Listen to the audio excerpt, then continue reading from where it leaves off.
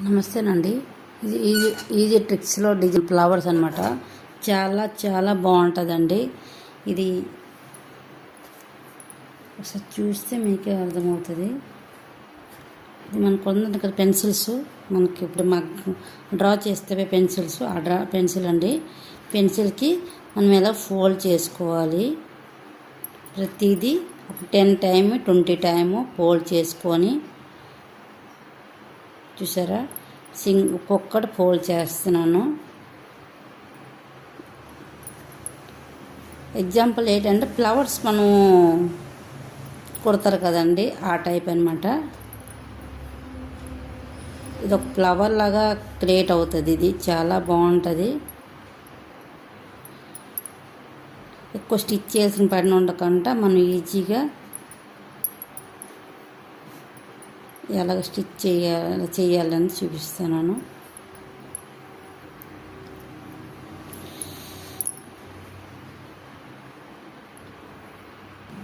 చూసారు కదండి.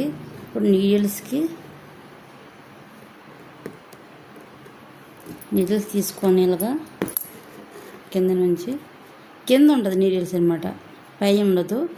ఈ చూసారా, ఇందులోనూ మనము డిజైన్లో మనం నీడిల్స్ని తీసి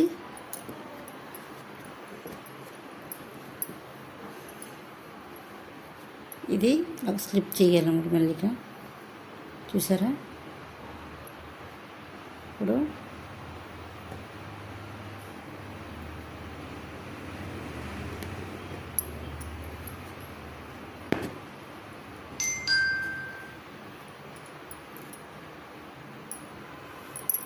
చూసారండి. ఇంకా మీరు ఇంకా ఒత్తుగా వేసుకోవాలన్నా వేసుకోవచ్చు. చూసారండి, ఒక ఫ్లవర్స్ లాగా వచ్చిందనమాట.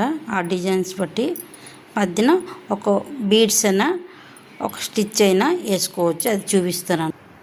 చూసారా అండి, ఇది ఒక చిన్న ఫ్లవర్ లాగా వేసుకోవచ్చు. మధ్యన ఫ్లవర్లో ఫ్లవర్ అన్నమాట.